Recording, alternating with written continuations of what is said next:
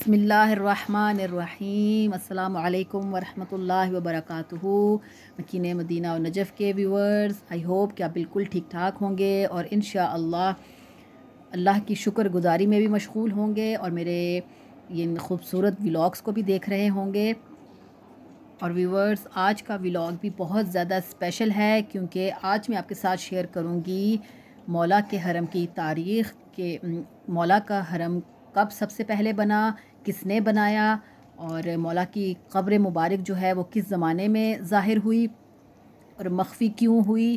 مخفی کیوں رکھی گئی، مولا نے کیوں وصیت کی تھی کہ میری قبر کو مخفی رکھا جائے، اور سب سے زیادہ اسپیشل مولا کے گنبد کے بارے میں کہ مولا کے گنبد جو قبر کے اوپر ہے سنہری، جو آپ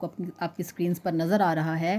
وہ اس کی کیا تاریخ ہے، وہ کیسے بنا، انشاءاللہ وہ میں آپ کے ساتھ سب شیئر کروں گی۔ تو آپ میرے اس ولاگ کو بھی ضرور دیکھیے گا اور فرینڈز اینڈ فیملیز میں لازمی شیئر کیجیے گا تاکہ جو لوگ نہیں جانتے وہ بھی جان جائیں اور مزید ہمارے علم میں بھی اضافہ ہو، اور مولا کے ان پیارے پیارے حرم کی جو تاریخ ہے وہ ہم کم از کم شیعوں کو ضرور معلوم ہونی چاہیے کہ مولا کا حرم کس نے گرایا، کس نے بنایا، یہ سب چیزیں ہمیں معلوم ہونی چاہیے اور ہمیں اپنے بچوں کو بھی لازمی یہ سب چیزیں بتانی چاہیے۔ تو چلیے بسم اللہ کر کے اپنے ولاگ کو سٹارٹ کرتے ہیں۔ وہ یہ آپ کے سامنے ماشاءاللہ حرم کے ویوز آپ کے سامنے ہیں، کیونکہ جیسے میں نے آپ کو کل والے اپنے ویڈیو میں بتایا تھا کہ حرم میں جشن کی تیاریوں کا سلسلہ جاری ہے۔ تو یہ دیکھیے کل بینرز نہیں لگے ہوئے تھے لیکن آج ماشاءاللہ سے بینرز لگ چکے ہیں، ابھی مزید تیاری ہو رہی ہے حرم میں، تو وہ بھی انشاءاللہ آپ کے ساتھ وہ میں جشن والا ولاگ بھی آپ کے ساتھ شیئر کروں گی۔ تو آپ میری ویڈیو کو میرے چینل کے ساتھ جڑے رہیے۔ جی ویورز، حرم امام علی جو ہے، اس کی جو عمارت ہے وہ بہت بڑی اور شاندار عمارت ہے کہ جو 5 بڑے دروازوں، 5 ایوانوں اور ایک بہت بڑا صحن اور ذریح پر مشتمل ہے۔ صدام کی معزولی کے بعد حرم کا کام وہ تیزی سے جاری ہوا، اور جیسے کہ ابھی بھی حرم میں کام تیزی سے ہو رہے ہیں، بہت سارے کانٹریکٹس پاس ہو رہے ہیں اور حرم میں ماشاءاللہ سے کام ہو رہا ہے جیسے کہ میں آپ کو دکھاتی رہتی ہوں۔ اور حالیہ برسوں میں حرم کے مغربی حصے میں ایک بڑا صحن فاطمیہ،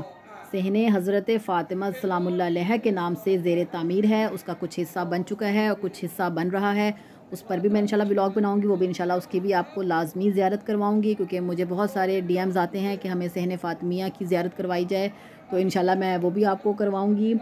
ابھی فی الحال ہم حرم کی تاریخ کے بارے میں آپ کو بتا رہے ہیں، اور جو صحن فاطمیہ ہے وہ زیر تعمیر ہے، جس سے اس روضہ کی مجموعی فضا میں 140,000 مربع میٹر کا اضافہ ہوا ہے۔ ماشاءاللہ وہ بہت بڑا صحن ہے، وہ 140,000 مربع میٹر وہ ماشاءاللہ بڑا ہے۔ وہ مولا کے حرم کے لیے انہوں نے زائرین کے لیے خصوصاً بنایا ہے، کیونکہ اربعین کے دنوں میں زائرین ماشاءاللہ بہت زیادہ ہوتے ہیں۔ اور سب سے پہلے جو ظاہری طور پر ہارون رشید نے امام علی کے ذریح کو سفید پتھروں سے چاروں طرف سے تعمیر کروایا تھا، کیونکہ جیسا کہ آپ جانتے ہیں کہ مولا کی جو قبر ہے، قبر مبارک ہے، وہ کافی سالوں تک، کیونکہ جیسا کہ آپ ماشاءاللہ جانتے ہوں گے کہ امام کی قبر امام جعفر صادق علیہ السلام کے زمانے تک مخفی رہی ہے۔ ہر امام آتے تھے، وہ اپنے جد کی یہاں پر 2 رکعت نماز لازمی پڑھتے تھے، لیکن وہ یہ قبر مبارک جو ہے یہ مولا کی مخفی تھی، کیونکہ امام نے خود بھی وصیت کی تھی کہ میری قبر کو مخفی رکھا جائے۔ کیوں مخفی رکھا جائے؟ کیونکہ مولا کے جیسے کہ جانتے ہیں کہ مولا نے بہت سارے دشمنوں کو فی النار کیا تھا، تو وہ بغض علی میں وہ ہو سکتا ہے کہ وہ مولا کی قبر کو نقصان پہنچاتے، اس لیے مولا نے کہا تھا، وصیت کی تھی کہ میری قبر کو مخفی رکھا جائے۔ اور ویورز، ظاہراً سب سے پہلے جو مولا کا روضہ یا زریت کو تعمیر کروایا ہے وہ ہارون رشید نے کروایا ہے، اور اس نے سفید پتھروں سے چاروں طرف ایک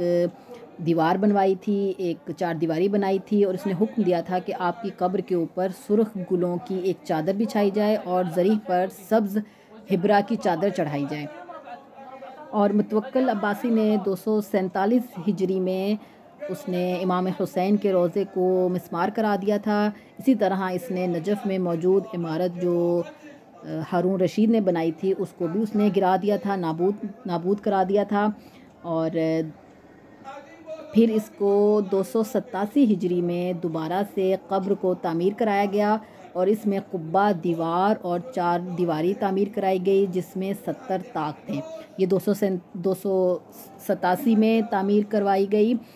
اور اس کے بعد امیر الحاج عمر بن یحییٰ بن حسین نصابہ کوفہ میں طالبان کے نقیب نے تقریباً 330 ہجری میں آپ کی قبر کو پھر سے تعمیر کرایا اور اپنے مال سے اس پر قبہ بنوایا۔ اور پھر اس کے بعد اسد الدولہ دیلمی نے 372 میں اس پر اس طرح سے عمارت تعمیر کروائی جو اس وقت کے حساب سے بے نظیر تھی، بہت خوبصورت تھی، اور اس نے اس کے لیے ایک علیحدہ سے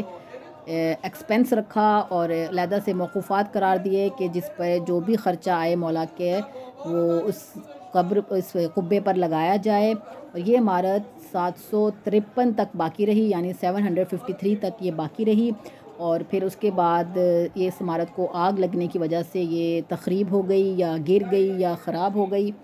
تو پھر اس کے بعد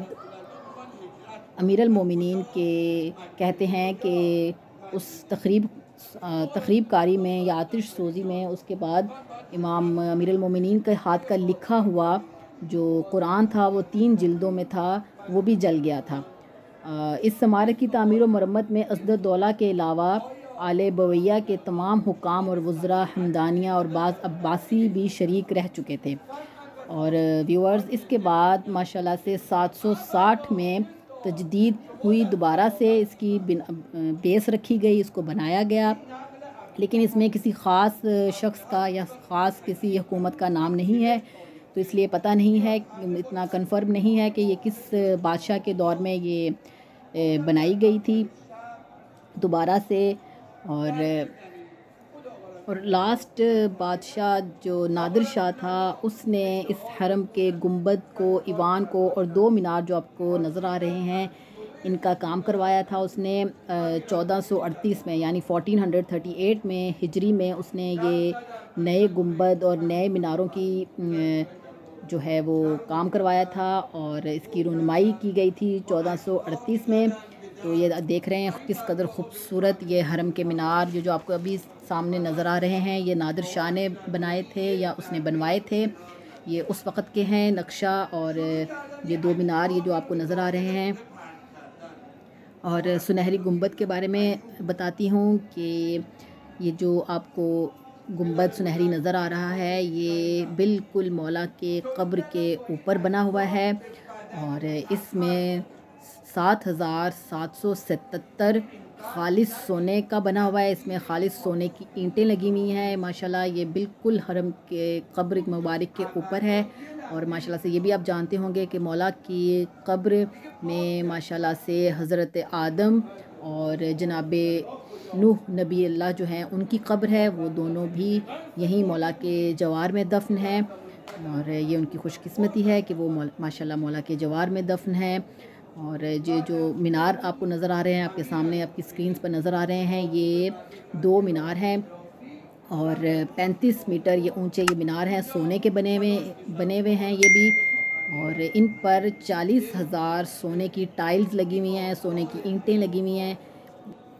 یہ دیکھیے کس قدر خوبصورت یہ نظارہ ہے، خوبصورت یہ ہوائیں ہیں، خوش قسمت یہ ہوائیں ہیں، یہ فضائیں ہیں کہ جو مولا کے گنبد سے ٹکرا کر پاک ہو رہی ہیں، مزید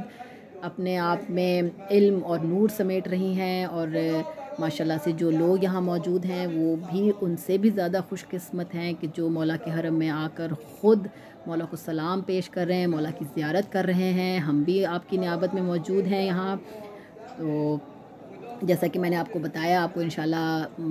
کافی انفارمیشن ملی ہوگی، اور انشاءاللہ میں آپ کو مزید اس طرح کے انفارمیٹیو ویڈیوز ولاگز لے کر حرم کے بارے میں، نجف کے بارے میں لے کر آپ کی خدمت میں حاضر ہوتی رہوں گی۔ یقیناً آپ کو یہ بہت زیادہ ولاگ پسند آیا ہوگا، کمنٹ کر کے مجھے ضرور بتائیے گا، کیونکہ مجھے بہت اچھا لگتا ہے جب آپ کمنٹس کرتے ہیں، مجھے بتاتے ہیں، مجھے اپریشیٹ کرتے ہیں۔